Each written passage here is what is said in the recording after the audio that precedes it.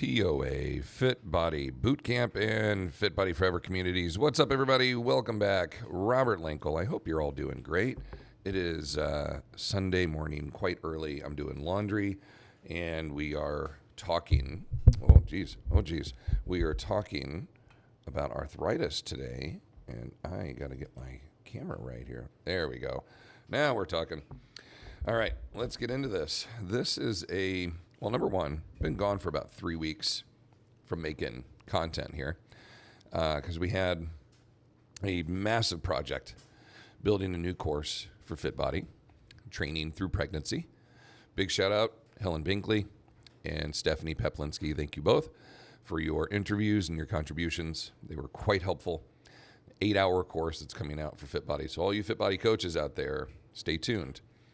Though I am no expert and have not spent my entire life researching, like I have sarcopenia, osteopenia, everything else, I dove deep into this content, spent 6 months of my life becoming as experty as I could be on how to train through pregnancy. And I'm quite proud of this course. So I think I brought Fit Body a list of 28 different courses that I was prepared to make. 28.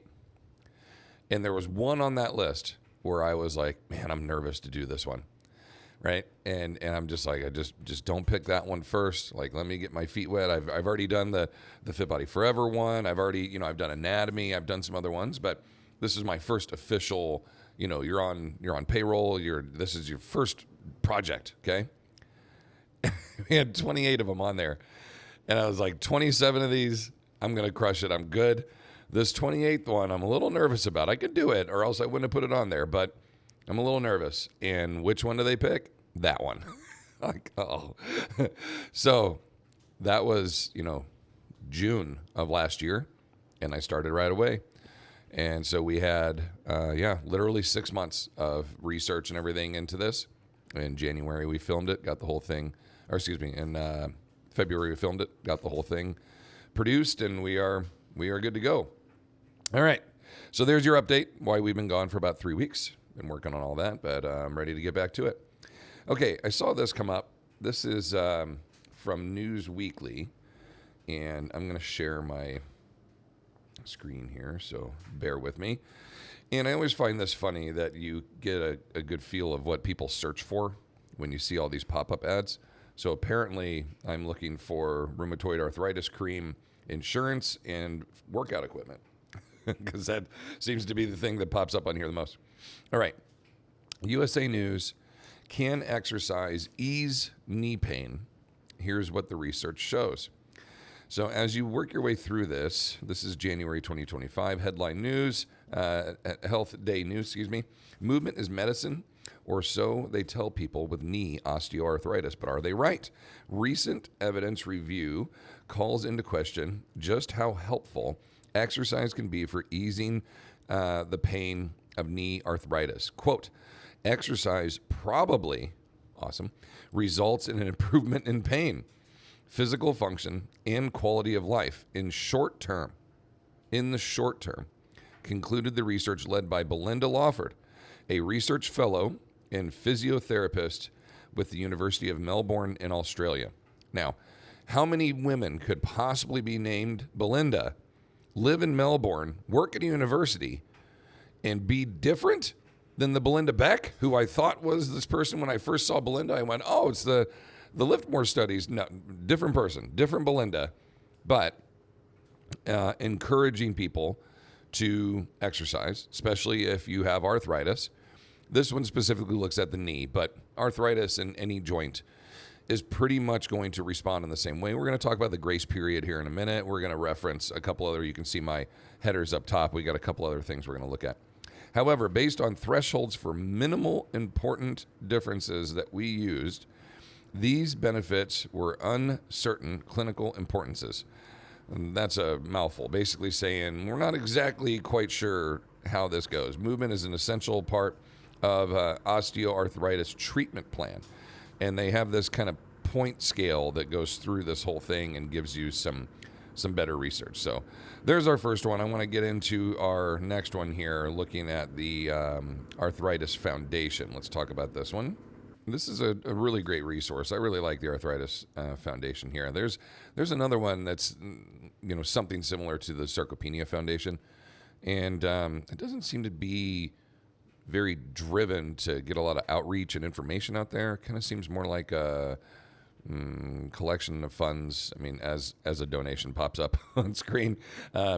So I think, obviously there's some things here that we are going to benefit from, but they talk about arthritis, managing your arthritis, juvenile arthritis, research, advocacy, etc. So pretty cool. But one of their really good resources here was written by Linda Rath.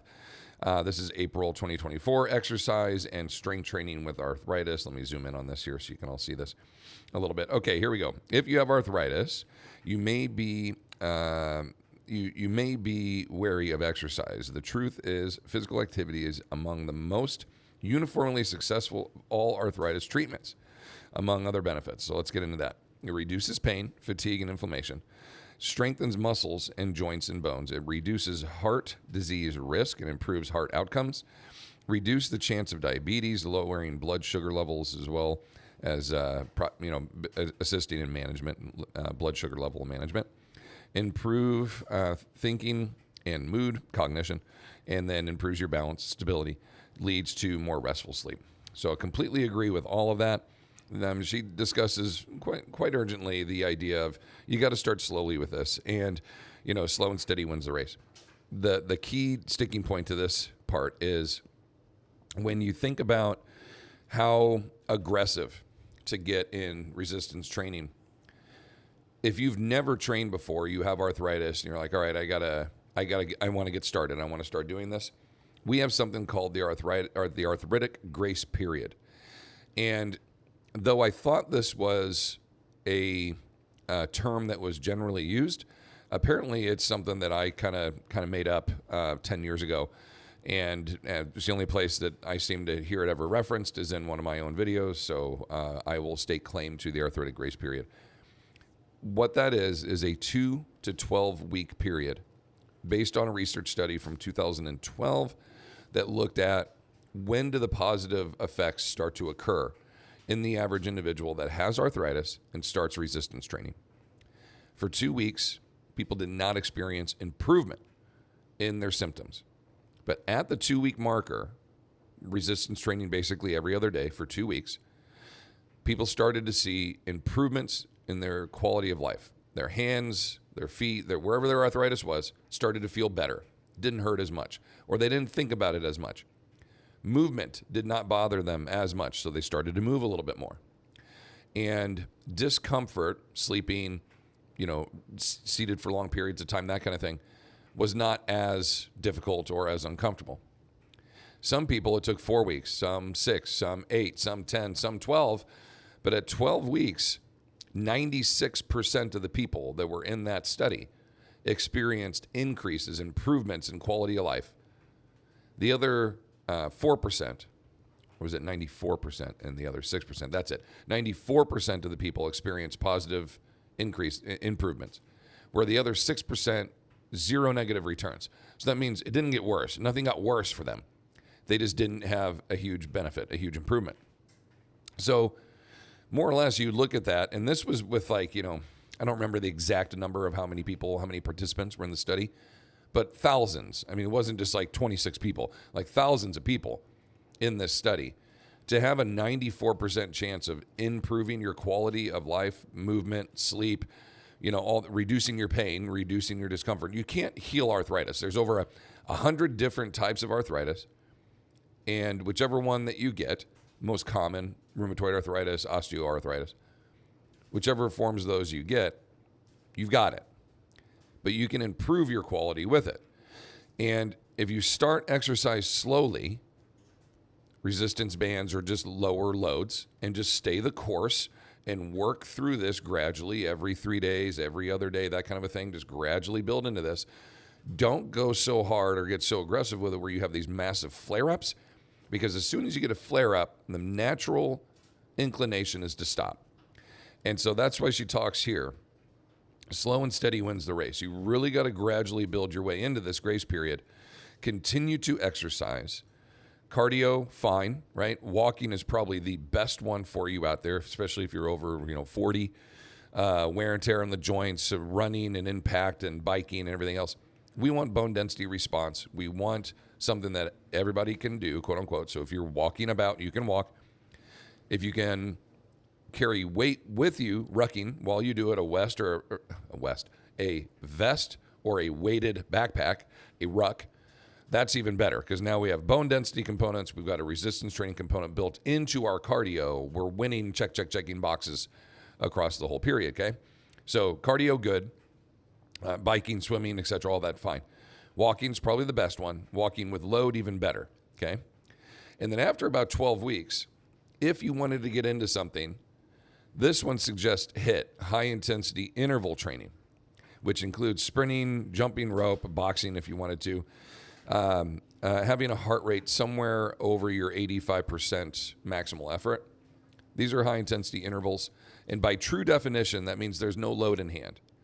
Our industry of fitness has kind of bastardized the HIIT terminology in saying like CrossFit style of training would be HIIT training. It isn't. If you remove all the weights out of their hands and then they're just doing burpees and squat jumps and sprints and handstand push, then that's high intensity interval training. The true definition of high intensity interval training is exercising without load at that high 85 to 90% of your of your maximal heart rate efforts. So some CrossFit workouts, yes, high-intensity interval training. Most CrossFit workouts are high-intensity resistance training, HIRT, H-I-R-T, or high-velocity resistance training, HVRT. So you really have three different variables there, three different options that all mean the same thing for the most part. Can I move load while I'm huffing and puffing at a high intensity? And that load might just be my body weight, high-intensity interval training. That's awesome. Great benefit. Can I move load in hand at this higher intensity? HIRT, high intensity resistance training. Awesome. Can I move load super quickly? High velocity resistance training. All different strategies on how to train. Similar outcomes. You're going to ideally work at a really high capacity, get you huffing and puffing, and you're going to build a cardiovascular base because of that intensity. But because the load that goes from body weight to consistent load to fast moving consistent load, you'll have different training outcomes at the end. Where with high intensity interval training, you're probably not going to build a ton of muscle mass, but you could get quite lean.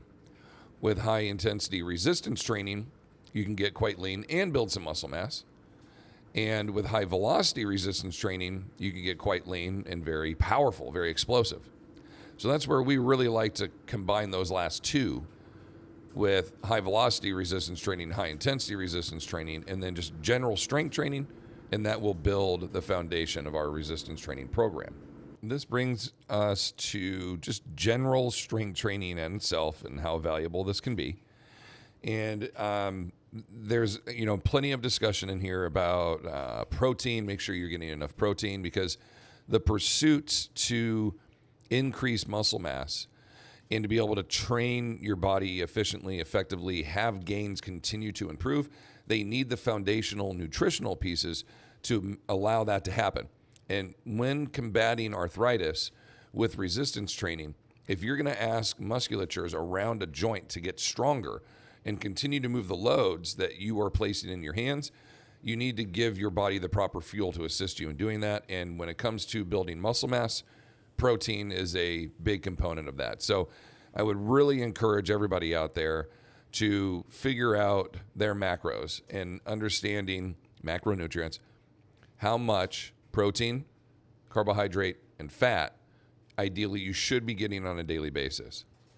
And if your goal is, I'm trying to build some muscle mass, you probably want protein to be the more significant chunk. Like just a real safe way to put it is do 33% of each one. You're like, okay, I'm going to have a pretty well-balanced diet of 33% protein, 33 carbs, 33 fat, healthy fats, as best you can. And then if you're like, well, I'm in a muscle building phase, well, maybe I do 40% protein and I do, 25 and and excuse me, like 35 and 25, something along those lines, right? I could do 50% of my food from protein and 25%, something like that.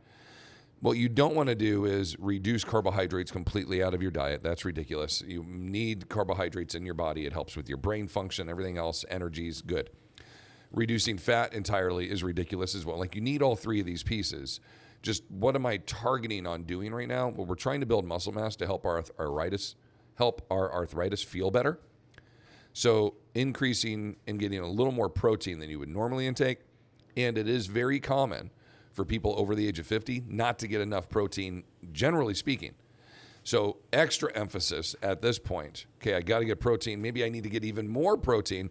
This is where supplemental shakes, etc., come in, because a lot of times it's difficult to get the amount of protein you need simply by consuming it via meat, or if you're a vegetarian, through all your veggies. It's quite difficult to get enough protein.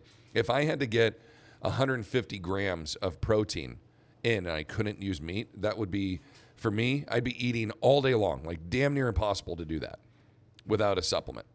So that's where whey protein, plant-based protein, whatever you want to utilize, right? Whatever your dietary restrictions are, protein is quite important to this, okay? Now, as you start to get stronger, 2 to 12 weeks, this grace period, your body's going to start to adapt. And so you ask, like, what is the adaptation that's occurring? Why would this now become beneficial? Just like calluses, okay, for my hands. When you exercise, okay, see my calluses there. When you exercise and you start with these baby soft hands that you have, you're grabbing weights, and your hands are going, man, that hurts, continuing to grab these knurled bars, that are all crisscrossed. And should I get chalk? Should I wear gloves? No. You could get a little chalk for your hands or a little stickum, something like that. Don't wear gloves. The more stuff you put between your hands and the grip, the harder the grip actually is. And gloves typically tend to lead towards more issues than they solve. So I would just continue to grow your own mitts, right, by consistently resistance training and just allow your hands to get used to it. And what does that mean? Well, over a 2 to 12 week period, they will grow calluses based on the demand that you are continuing to grab knurled bars, kettlebells, handles. Knurling is the little crisscross pattern on the bars, so there's grippy to it. Your hands will recognize, if we're going to do this all the time, we're going to need to build in some security, demands on the skin here, that if you're going to keep grabbing stuff, laundry's done. If you're going to keep grabbing stuff, we need some kind of padding and restriction here to assist us, because what you're putting us through is tough. This is damaging. So your body goes, let's put more skin there. Let's put more skin there. Let's build calluses. And so callus. Next thing you know, your calluses are protruding off your hand. And so you take a little file, and every week or so, I just do a little this side. You're good to go. You want your calluses there. You just don't want them to grow so big that they tear. Okay? And a little bit of lotion every day. Take care of your hands. Now, what happened? It took us 3 months, but we built our own defensible space on our hands via the demand of our body. Now, what happens if we stop resistance training? What happens? Calluses will go away. There's no more demand for us to continue to have skin there, extra skin there, so they'll fade away. So based on consistency and the demands you're putting your body through, your body will adapt. And it's no different when it comes to arthritis, in that the more I place a demand on my body to move this weight through these ranges of motion, giving me a little bit of discomfort every time, arthritic pain-wise. Not enough to create this huge flare-up, but enough for my body to go, it kind of hurts my hands a little bit. Oh, this kind of hurts my hips a little bit, wherever you have your arthritic pain. If you just stay the course and you keep doing it, your body will adapt. 94% of you, the body will adapt, and it will improve. Now, it's not just going to improve your arthritic pain. It's going to improve all the stuff we just talked about, right? Your sleep quality, your posture, your cognition, your body alignment, your body function, how you move throughout the day, and playing with your kids or your grandkids, or the dog, working in the yard, transferring, moving groceries, things up and down stairs, getting up and down off the floor. Like, you're going to get stronger and better at all of this stuff. And your knees won't hurt as much anymore. These are all victories. But heeding the advice on here, slowly progressing resistance training into your programming. After about 3 months, maybe making a high intensity resistance training program. And then having a day where you're like, today's just slow, good old school lifting. I usually save that day for the weekend, Saturday or Sunday, and we just get like an old-fashioned pump. It's just do a set, hang out for a minute and a half. Do another set, hang out for a minute and a half. Like, you're not in a hurry. You're just enjoying the morning and getting a good lift in. And by the time you're done, you should feel nice and swollen, right? Swollen, this good thing, like you're getting your pump on. Like the shirt feels a little tighter, right? Muscles are all full of blood. That's the pump. That's great. During the week, it's go time. Huffing and puffing, struggling, trying to burn fat, good zone 2 work capacity, trying to burn fat, build muscle mass, and get my pains due to my arthritic response to accommodate and understand this is normal. We're going to do this all the time. You better adapt. And your body will do that. Though multiple, probably hundreds at this point, studies will support that. Okay. This one is, 2023. Strength training is associated with less knee osteoarthritis pain. Data from the Osteoarthritis Initiative. This looked at 2,600 participants over a, was that a 96-month period? There you go. So 96 months, right? What is that, 7 years? 8 years? 8 years? Something like that? Good math, Rob. Exposure to strength training participation during 4 time periods throughout a participant's lifetime. So ages 12 to 18, 9 to 34, 35 to 49, and 15 over. The outcome, depending on the variables of what they had, were all positive. Basically, no matter what age, and throughout that training period, whoever it was with arthritic pain, it improved. That was the final result. So it's not just old people or young people or in the middle people. Anybody with arthritic pain that did consistent resistance training for a long period of time, more than 3 months, experienced increases in their quality of life by reducing arthritic response to pain, discomfort, movement, etc. Anything that caused them discomfort, the majority of those folks increased their quality of life. So I think this kind of brings us to a conclusion. And if you want to know more about the arthritic grace period, look at the part 1 section of this little series, little mini series here that we have recorded for you. Check out and look for that as this is kind of part 2. But this is a nice rendering from the American Heart Association that just kind of reviews the idea that resistance training is for everyone, all ages, male, female, adults with chronic conditions, even going through pregnancy into menopause, postmenopausal, postpartum, anywhere and everywhere, even kids, age 5, even younger. There is a version of resistance training that's beneficial for everyone. Now, this always is something that aggravates me a bit, in where when they show exercise resistance training progressions, they always start with body weight. Just start with your body weight. It's easy. Not easy. Resistance training, you can go into 2, 3, 4 pound incremental changes. Your body weight, just do a push-up with your own body weight, it's like 67% of your body weight. Okay, so if you weigh 200 pounds, that's 160 pounds or whatever that is. No, it's 145 pounds, somewhere around in there. It's a lot of weight, okay? Almost 70% of my body weight. I can't adjust it. It's super difficult to do. Bear crawls, handstands, chin-ups, dips, body weight squats, lunges, step-ups. These are all body weight exercises. Nothing easy about any of them. But what's easy is 5 pound incremental change, 5 pound incremental change, getting on some machines, starting with selectorized machines. Great place to start. Build a good foundation. Then progress into some body weight exercises if you want to, and or some free weights. And I don't think you have to go, let's go with body weight and then resistance bands, and then we'll go to machines, and then we'll go to free weights. You could just start with free weights. Just start with lighter ones and progress your way up. Learn to do what you're doing. If you need a coach, you need somebody, hire them. It's very important to learn how to do this properly. Resistance bands, fine for a little bit, definitely serve a purpose on select exercises, certain movements. Is it something you're going to get huge benefits and huge improvements from in the beginning? Yes. And then eventually that changing tension through the band, lighter, heavier, just isn't as productive as if you had consistent load. So I encourage everybody, like, great to have bands, utilize them, but if you can get into free weights, do it. I think that's where you're going to see your best bang for your buck. 2 to 3 times a week doesn't have to be a massive time commitment. There is very good research to suggest 15 to 20 minutes every other day resistance training, full body, will produce great improvements for you, especially for the untrained.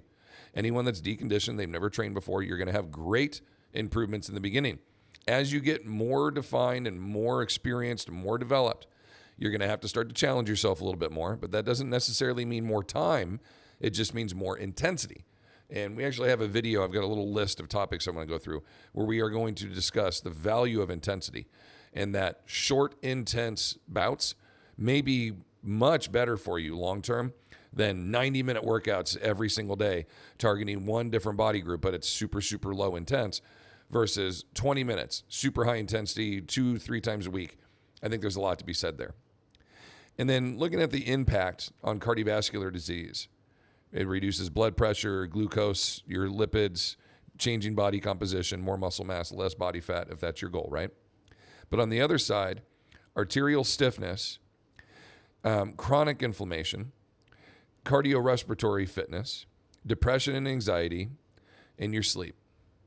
All of that, all of those pieces, accommodations towards the body's improved quality of life through resistance training, specifically with arthritis. You see that the chronic inflammation, the cardiovascular response, the arterial stiffness and density, all of that is going to help you move better about that joint, ultimately leading to a higher, better quality of life, helping you with your depression and your anxiety, helping you sleep better, all across the board, giving you a healthier heart.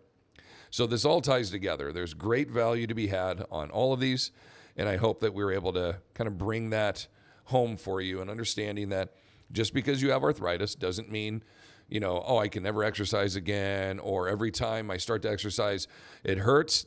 Watch chapter 1 on this, part 1. You've got to walk through the fire. That's the biggest takeaway from this, is you have to walk through the fire. You have to go through the discomforts to get to the lack of discomfort on the other side, and then you have to keep training.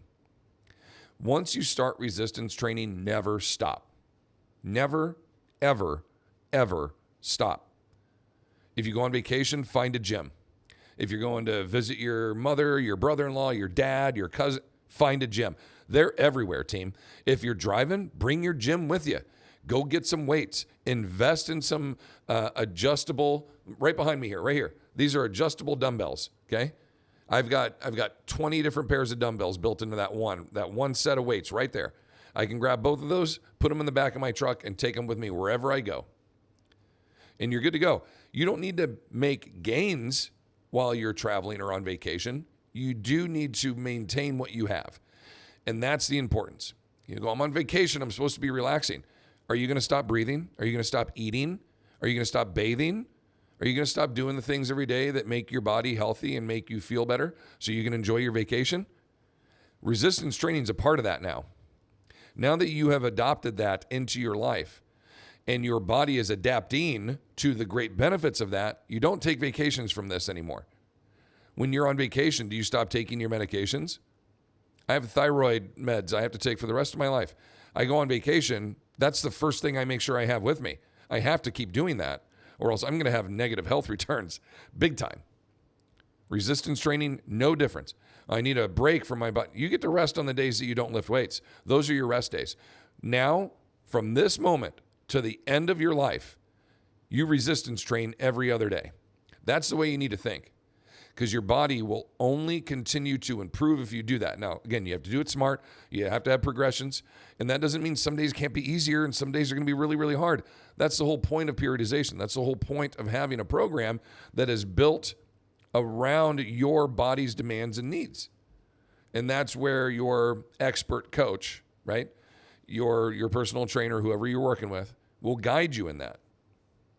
But it's got to be a consistent, everyday thing that you never stop doing. Lift, walk, lift, walk, lift, walk, the rest of your life.